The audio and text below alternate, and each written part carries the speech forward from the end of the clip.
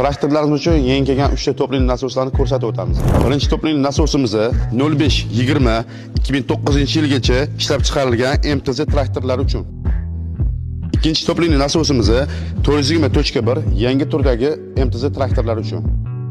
Uchinchi to'pli nasosimiz 520 turbinli dvigatellarga mos keladi.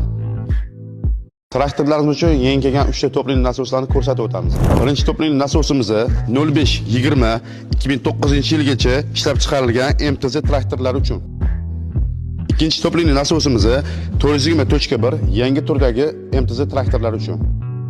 Uchinchi to'pli nasosimiz 520 turbinli dvigatellarga mos keladi. Traktorlarimiz uchun yangi kelgan 3 ta to'pli nasoslarni ko'rsatib o'tamiz. Birinchi to'pli nasosimiz 0520 2009-yilgacha ishlab chiqarilgan MTZ traktorlari uchun.